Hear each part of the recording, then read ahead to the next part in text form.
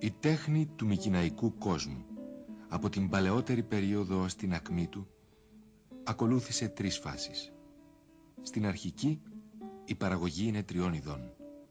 Επιχώρια, μεσοελλαδικού χαρακτήρα, μινωική και απομίμηση της μινωικής. Στη δεύτερη φάση, την αφομοιωτική, η καλλιτεχνική δημιουργία αποκτά κριτομικηναϊκό χαρακτήρα, με κυρίαρχο μορφικά το μινωικό στοιχείο. Στην τελευταία φάση επικρατεί η επιχώρια καλλιτεχνική δημιουργία. Κατά την παλαιότερη μικηναϊκή περίοδο, 1600 έως 1500 π.Χ. περίπου, τα πλούσια κτερίσματα και η αρχιτεκτονική των τάφων μας επιτρέπουν να σχηματίσουμε μια ικανοποιητική εικόνα της εξέλιξης της τέχνης. Η κεραμική παραγωγή μπορεί να αναχθεί στις τρεις κατηγορίες που αναφέραμε παραπάνω. Στην επιχώρια, την μινωική μίμηση και την μινωική παραγωγή. Από την μινωική παραγωγή άλλα αντικείμενα προέρχονταν απευθείας από την Κρήτη και άλλα ήταν δημιουργήματα μινωητών τεχνητών εγκατεστημένων στη μικηναϊκή περιοχή. Η μίμηση ήταν άλλοτε ατελής και άλλοτε πιστή και έντεχνη. Φυσικά εμφανίζεται παράλληλα κεραμική μεικτού ελλαδικού και μινωικού χαρακτήρα, όχι όμως από την αρχή. Ωστόσο, γνήσια μινωικά αγγεία είναι πολύ σπάνια στην Ελλάδα. Η επιχώρια παραγωγή περιορίζεται στις δύο χαρακτηριστικές κατηγορίες, στα μηνύια και τα αμαυρόχρωμα. Και σε αυτές όμως είναι φανερή η μινωική επίδραση. Στα μηνύια εμφανίζεται συχνά η τεχνική των κίτρινων αγγείων που διακοσμούνται με μικρά θέματα μονόχρωμα ή δίχρωμα. Στα αμαυρόχρωμα, ενώ η τεχνική μένει η ίδια, τα διακοσμητικά θέματα επηρεάζονται από τα καμπυλόγραμμα μινωικά θέματα και από τον φυτικό ρυθμό. Σε αμαυρόχρωμη τεχνική υπάρχουν και αγγεία επηρεασμένα από τα κυκλαδικά, ιδιαίτερα πρόχη, με γυριστό προς τα πίσω λαιμό και μαστοειδείς αποφύσεις, όπως και αμφορείς με πουλιά ή με δαιμονικά παράξενα όντα. Η λιγοστή κεραμική που ήρθε από την Κρήτη διακρίνεται εύκολα από την τεχνική, τα σχήματα των αγγείων και τη διακόσμηση. Τα περισσότερα από τα σκεύη αυτά ανήκουν στη δεύτερη ανακτορική φάση, 16ος αιώνας. Τα αγγεία είναι του φυτικού ρυθμού ή διακοσμούνται με σπήρες συνεχόμενες και άλλα θέματα χαρακτηριστικά της περίοδου. Στη μέση μικηναϊκή περίοδο, παράλληλα με τους ρυθμούς αυτούς, εμφανίζεται ο θαλασσινός ρυθμός με τα χαρακτηριστικά του θέματα. Η τοπική μινωίζουσα παραγωγή εξελίσσεται με μερικές ιδιορυθμίες που δείχνουν κάποια ανεξάρτητη εξέλιξη στη μικηναϊκή περιοχή. Έτσι, παραδείγματος χάρη, γίνονται στο τέλος πολύ αγαπητά σχήματα τα αρτόσχημα αλάβαστρα και οι εφηραϊκές κύλικες, που πήραν το όνομά τους από την αρχαία Έφυρα, τον οικισμό του Κοράκου της Κορινθίας, όπου βρέθηκαν τα πρώτα δείγματα. Με μονομένα θέματα φυτικά ή θαλασσινά στολίζουν τις παριές των ωραίων αυτών αγγείων. Στην τελική φάση της μέσης μικηναϊκής περίοδου διαμορφώνεται ο λεγόμενος ανακτορικός ρυθμός, του οποίου την παράλληλη εξέλιξη παρακολουθούμε στην Γνωσσό κατά τη διάρκεια της Αχαϊκής δυναστείας.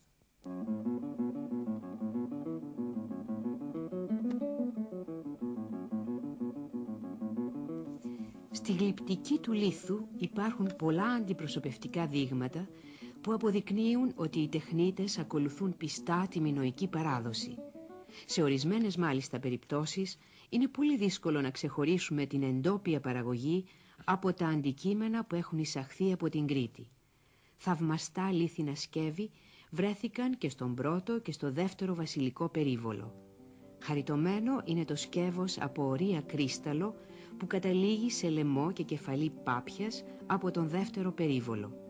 Στον πρώτο περίβολο συναντούμε τα ποτήρια της Ιερής Κοινωνίας με το κολουροκονικό του σώμα και το ψηλό τορνευτό στέλεχος, τα κονικά και αυγόμορφα ρητά σπονδών από τους ίδιους εκλεκτούς λίθους, ιδιαίτερα τον πορφυρίτη, τον σπαρτιατικό βασάλτη, το αλάβαστρο και τα φλεβωτά εκκλειδωτά μάρμαρα, τους λίχνους με τις ανθοστεφάνες και τους κάλικες κλπ. κατασκευάζονταν λίθινα πιθάρια σε μικρό σχετικά μέγεθος, διακοσμημένα με μετάλλια και ζώνες που αποτελούσαν μίμηση σχοινιού. Ακόμη και τα ανάγλυφα με ποικίλες σκηνές σκεύη από στεατίτη δεν ήταν άγνωστα την ίδια εποχή στον μικηναϊκό χώρο. Το μινωικό στοιχείο είναι πιο έκδηλο στη μικρογλυπτική των σφραγιδολίθων, στην οποία πρέπει να συμπεριλάβουμε την μικροτεχνική μεταλλοτεχνία των σφραγιστικών δακτυλιδιών. Οι σφραγιδόλιθοι ταξίδευαν πολύ εύκολα από τόπο σε τόπο και περνούσαν από γενιά σε γενιά. Έτσι, άφθονοι ερχόνταν από την Κρήτη και τις μινωικές αποικίες και άλλοι αποτελούσαν πατρογονική κληρονομιά, πράγμα που κάνει δύσκολο τον διαχωρισμό από τους μικηναϊκούς. Τα κύρια σχήματα είναι και εδώ το φακόσχημο, το αμυγδαλόσχημο και το σχήμα του πεπιεσμένου κυλίνδρου που δίνει ορθογώνια σφραγιστική επιφάνεια. Οι περισσότερες παραστάσεις των σφραγιδολίθων είναι πραγματικά αριστουργήματα μικρογραφικής τέχνης. Σκηνές μάχης και κυνηγείου παραστάθηκαν με ασύγκριτη δύναμη και δραματικότητα, αλλά με κάπως διακοσμητικό ύφος. Περίφημα χρυσά δαχτυλίδια βρέθηκαν στις Μικίνες, στην Τύρινθα, στη Μηδέα, στο Βαθιό, στην Πύλο και στη Θήβα. Πολλοί από τους σφραγιδολίθους ήταν χρυσόδετοι. Η σφραγίδα ουσιαστικά ήταν κόσμημα και την φορούσαν μαζί με άλλες πέτρες σε περιδέρεα, βραχιόλια ή σε δαχτυλίδια. Η θολωτή τάφη των δενδρών, του Βαθιού και του Μυρσινοχωρίου έδωσαν μεγάλη σειρά από εκλεκτούς σφραγιδολίθους με πολύ ενδιαφέροντα θέματα. Εκτός από τα πολυάριθμα θρησκευτικά, έχουμε όχι λίγα άμεσα συνδεόμενα με τον ιδιωτικό βίο εκείνης της εποχής και άλλα από τον κόσμο των ζώων της ξηράς, της θάλασσας και του αέρα. Κυνηγοί καταδιώκουν ταύρους, μορφές συνιοχούν επάνω σε ευκίνητο κομψό άρμα, άνδρες δαμάζουν λιοντάρια, υδρόβια πουλιά πετούν, δελφίνια σκυρτούν στην επιφάνεια της θάλασσας, τετράποδα θυλάζουν τα μικρά τους.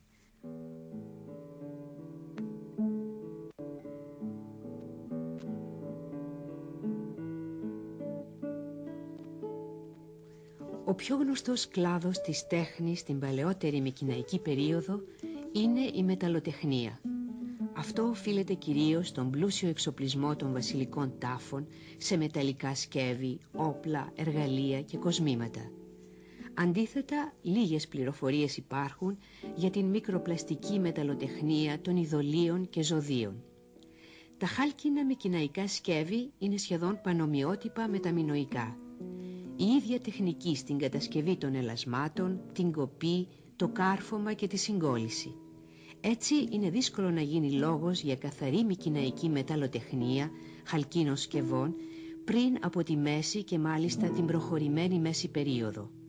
Τότε παρουσιάζονται οι οικοσκευές των χαλκομάτων, για τις οποίες θα ήταν πολύ υπερήφανοι οι κάτοχοί τους. Όπως στα νεότερα χρόνια, κάθε καλό σπιτικό ήταν απαραίτητο να έχει άφθονα τέτοια σκεύη που περνούσαν από γενιά σε γενιά ως πρικιά ή ως κληρονομιά. Αμφορείς, πρόχοι, ιδρύες, λεκάνες, γαβάθες, χέρνιβα, λέβητες στρογγυλοπύθμενοι ή τρυποδικοί, κύλικες, κύαθοι, κύπελα και λίχνη. Θησαυροί τέτοιων χάλκινων σκευών ανακαλύφθηκαν στη μικηναϊκή περιοχή κάτω από τα δάπεδα ή σε κρυψώνες για να προστατευθούν από κάποιο κίνδυνο. Τα σκεύη από πολύτιμο μέταλλο, χρυσό, άργυρο ή ηλεκτρό ήταν τόσο άφθονα στους βασιλικούς τάφους των Μικηνών παράλληλα με τα άλλα χρυσά αντικείμενα, ώστε φαίνεται απόλυτα δικαιολογημένη η φήμη της πόλης αυτής ως πολυχρήσου. Η ασύγκριτη τεχνική των χρυσών αυτών αντικειμένων φαίνεται μινωική, αν και στην Κρήτη πολύ λίγα σκεύη από πολύτιμο μέταλλο βρέθηκαν. Μερικοί επιστήμονες αποδίδουν το τελευταίο αυτό στο γεγονός ότι η Κρήτη ήταν φτωχή σε χρυσάφι και ότι κατέφυγε σε υποκατάστατα χρυσώνοντας λίθινα και πύληνα σκεύη. Ο μοναδικός πλούτος των πολύτιμων αυτών σκευών μας δίνει μια εικόνα της μεγαλοπρέπειας των βασιλικών συμποσίων, αλλά και της υψηλής στάθμης της ζωής.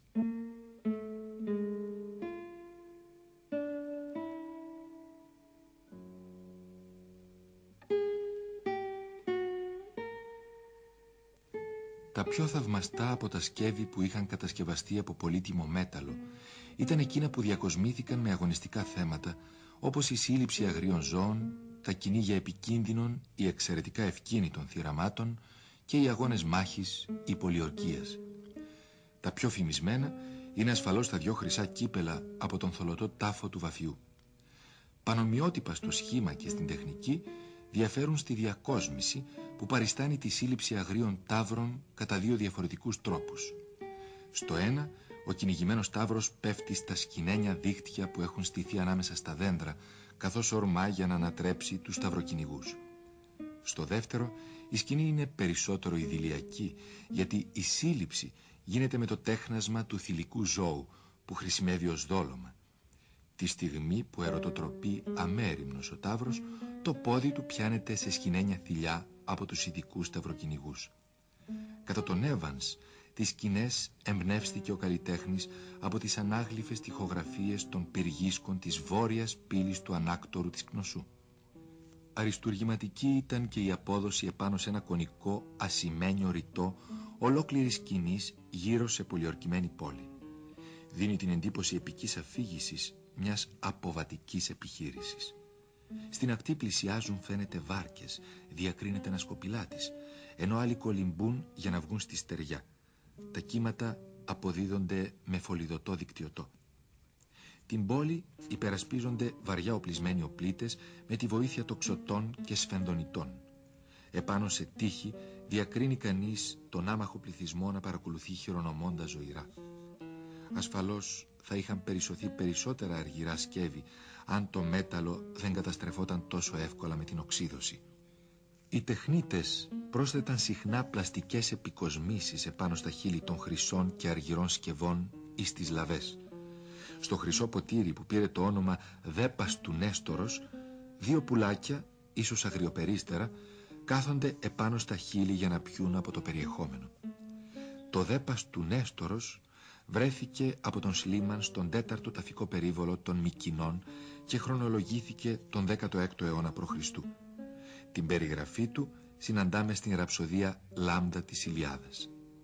Μερικές φορές σκεύη από πολύτιμα μέταλλα έπαιρναν πλαστικό σχήμα, ιδιαίτερα τα ρητά. Τα καλύτερα παραδείγματα προέρχονται από τους βασιλικούς τάφους των Μικηνών. Ένα χρυσό ρητό σε μορφή κεφαλής λιονταριού, στο οποίο με μεγάλη δύναμη και ζωντάνια, αν και με κάποια συμβατικότητα, αποδόθηκαν τα χαρακτηριστικά του άγριου ζώου. Ένα άλλο, σε μορφή ταυροκεφαλής, είναι από ασήμι με χρυσωμένα κέρατα και μάτια από χρυσάργυρο. Ένας μεγάλος ρόδακας από χρυσάφι κοσμήτο μέτωπο. Τρίτο πλαστικό σκεύος απεικονίζει ολόκληρο ελάφι με διακλαδισμένα κέρατα. Εκφραστική του νέου μικηναϊκού πνεύματος είναι μια εξαγωνική πυξίδα από ξύλο σικομουριάς, ντυμένη με ανάγλυφα χρυσά ελάσματα, επάνω στα οποία έχουν αποδοθεί, εκτός από πυκνά πλέγματα σπυρών, λιοντάρια που κατασπαράσουν αντιλόπες ή καταδιώκουν ελάφια. Η διακόσμηση είναι πολύ πυκνή και δίνει την εντύπωση ξυλοτεχνικής εργασίας.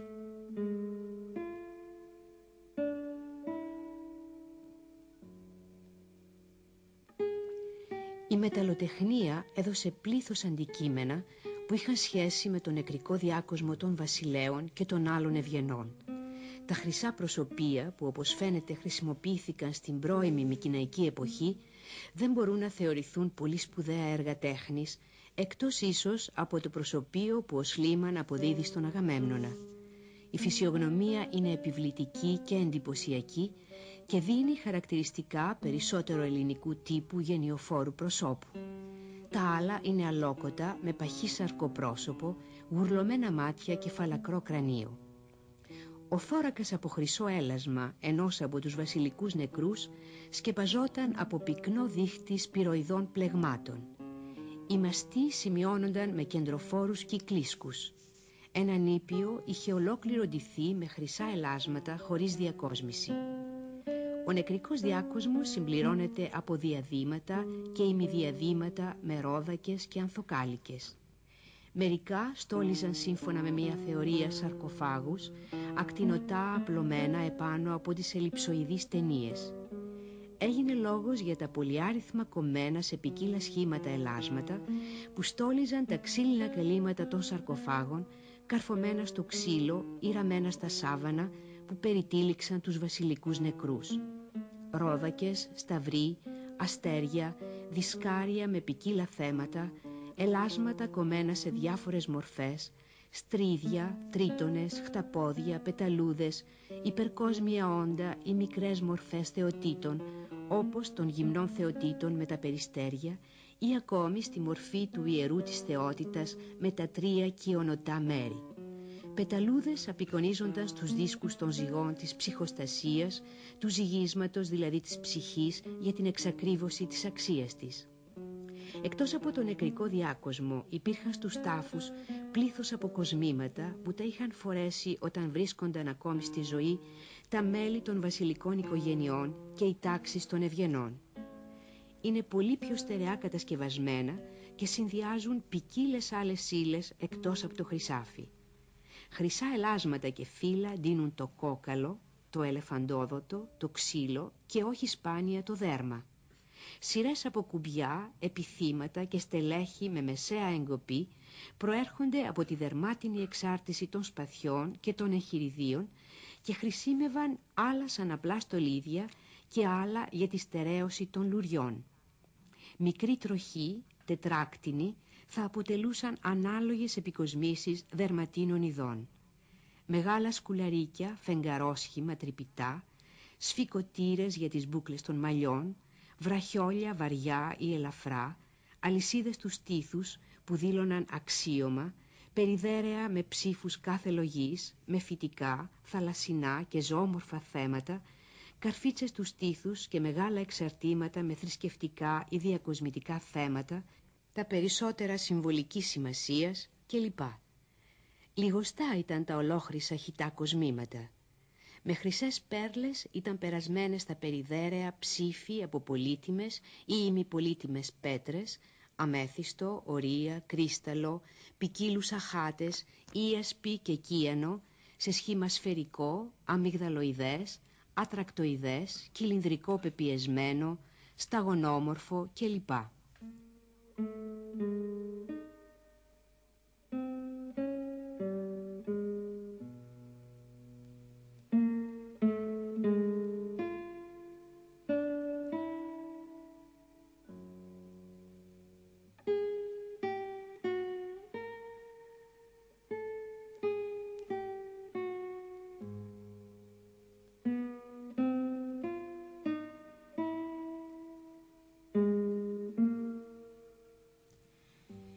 Η μεταλλοτεχνία της οπλουργίας σημείωσε εκπληκτικές πρόοδους, όπως ήταν φυσικό σε περιοχή που πρώιμα αναπτύχθηκε το αγωνιστικό πνεύμα. Τα φημισμένα ξύφη των βασιλικών τάφων των Μικηνών έχουν κατακόσμητη λαβή σκεπασμένη από χρυσά ελάσματα. Συνήθως η λαβή καταλήγει σε σχήμα μήλου ή μανιταριού στο επάνω άκρο και το κάτω μέρος της λεπίδας έχει άκρα στρογγυλά, αργότερα όμως γίνεται τετραγωνικό ή αποκτά σταυρωτή ή κερατόσχημη απόλυξη. Ίσως τα πολύ μακρά αυτά ξύφη προορίζονταν περισσότερο για επίδειξη μεγαλοπρέπειας παρά για πολεμική χρήση, μόλο που η λεπίδα τους ήταν αρκετά κοφτερή και κατάλληλη να εξοντώσει τον αντίπαλο. Το μήκος συχνά ξεπερνά το 1 μέτρο. Συχνά τα χρυσά ελάσματα και το ελεφαντόδοντο διακοσμούνται με ωραίες παραστάσεις. Λίγο αργότερα ενισχύεται η λαβή με προέκταση κατά μήκος του στελέχους και με προσθήκη καρφιών σε μια σειρά. Συγχρόνως πλαταίνει η λεπίδα ώστε να χρησιμοποιείται σαν σπάθα. Η ράχη που στην αρχή ήταν καθαρά ενισχυτική διακοσμείται με σειρές παραστάσεων ζώων, άλογα, ζαρκάδια ή γρίπες σε υπτάμενο καλπασμό ή με διακοσμητικά θέματα όπως μικρές ασπίδες ή σπήρες. Μαζί με τα λαμπρά αυτά όπλα χρησιμοποίησαν άλλα κοντύτερα ως βοηθητικές παραξυφίδες ή και απλά εγχειρίδια. Με αυτά κτυπούσαν τον αντίπαλο όταν ο αγώνας γινόταν σώμα με σώμα, προσπαθώντας να τον πλήξουν στο λαιμό, επάνω από την ασπίδα που τον κάλυπτε, ακριβώς όπως βλέπουμε στις μικρογραφικές παραστάσεις. Τα εγχειρίδια ως βασιλικά όπλα ήταν τα πιο κομψά απ' όλα και όπως αποδείχτηκε συχνά βρίσκονταν στα χέρια βασιλισσών και πριγκιπισσών. Σε μερικά από αυτά η μεταλλοτεχνία κατόρθωσε με την εγκολητική τέχνη να γίνει πραγματική μεταλλοζωγραφική. Οι σκηνές που συχνά απεικονίζουν αγωνιστικά θέματα καταπλήσουν με τον δυναμισμό, την κίνηση και την χάρη τους. Τα πιο αξιόλογα από τα εγχειρίδια αυτά βρέθηκαν στους βασιλικούς τάφους των Μυκηνών. Μεμονωμένα όμως παραδείγματα βρέθηκαν και στην Πρόσημνα, το Βαθιό, το Μυρσινοχώρι, το Αίγιο και τη Θύρα. Τα χάλκινα εργαλεία της παλαιότερης μικηναϊκής περίοδου είναι όμοια με τα κριτικά. Αργότερα όμως σιγά σιγά διαφοροποιούνται. Οι κύριες κατηγορίες ήταν τα λιθοξοϊκά και τα ξυλουργικά εργαλεία, όπως και μερικά που προορίζονταν για την κοπή και την κατεργασία των δερμάτων. Και τα χάλκινα σύνεργα του καλοπιστηρίου ήταν το ίδιο ποικίλα όπως στην Κρήτη. Καθρέφτες, ξηράφια, τριχολαβίδες, κουτιά για κοσμήματα, υψημύθια κλπ. Στην κατεργασία των ευαίσθητων υλών, όπως του ελεφαντόδοντου, του ξύλου, της φαγεντιανής και του γυαλιού, οι Μικηναίοι τεχνίτες ακολουθούσαν τα μινωικά πρότυπα.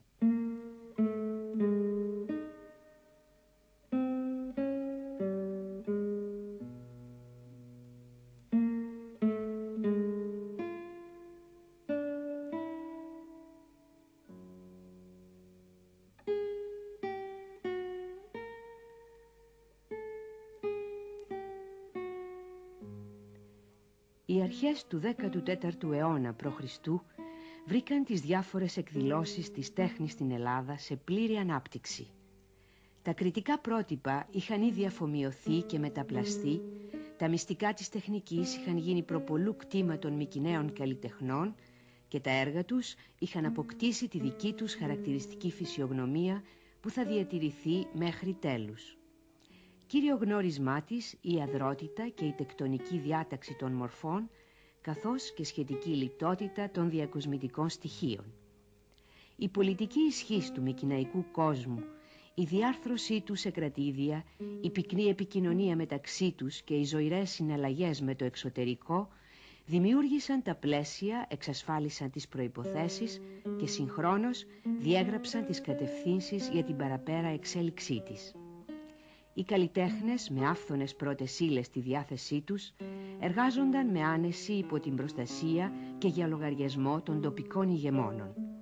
Τα έργα τους, διακινούμενα με ταχύτητα και ασφάλεια, γνώριζαν χάρη στην άνθηση της οικονομίας όλο και μεγαλύτερη διάδοση μέσα στην Ελλάδα και συγχρόνως κατέκλυζαν τις αγορές της Ανατολικής Μεσογείου, από όπου εισάγονταν διάφορα ξένα προϊόντα, προκαλώντας μια σειρά γόνιμων αλληλοεπιδράσεων και ανταλλαγών καλλιτεχνικών στοιχείων και τεχνικών μεθόδων.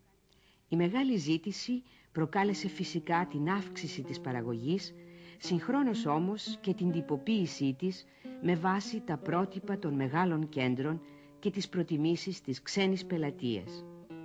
Η τυποποίηση όμως οδήγησε στην απλούστευση και σχηματοποίηση των μορφών, ενώ ο πολλαπλασιασμός του αριθμού των τεχνητών που χρειάζονταν για να προλάβουν την αυξανόμενη ζήτηση επέφερε τη μηχανική πολλές φορές επανάληψη των θεμάτων του σειρμού και την πτώση της ποιότητας της εργασίας.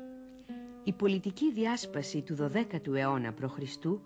επέφερε την κατάργηση των κεντρικών εργαστηρίων και τη δημιουργία πολλών μικρότερων τοπικών με ιδιαίτερες τάσεις και μεθόδους, χωρίς αντίστοιχη έξαρση του ατομικού καλλιτεχνικού στοιχείου. Απέναντίας, η γενική υποχώρηση του επίπεδου της ζωής και η έλλειψη των ευγενέστερων πρώτων υλών οδήγησε στο μαρασμό και την εγκατάλειψη των αριστοκρατικότερων μορφών της τέχνης, όπως η χρυσοχοΐα, η ελεφαντουργία και η σφραγιδογλυφία, και στην μέχρι αφαιρέσεως σχηματοποίηση των θεμάτων της αγγιογραφίας, που επιδιώκει την ποικιλία όχι με την ανανέωση των στοιχείων της, αλλά με την ακατάπαυστη εναλλαγή των συνδυασμών τους. Στην τελευταία της φάση, που αποτελούν χρόνια κόπωσης και παρακμής, η μικηναϊκή τέχνη έχει εγκαταλείψει τις περισσότερες εκδηλώσεις της, απομακρύνεται τελείως από τα φυσικά πρότυπα και περιορίζεται στη μηχανική επανάληψη μερικών αφηρημένων και άψυχων θεμάτων που οι τεχνίτες της παράγουν με προχειρότητα.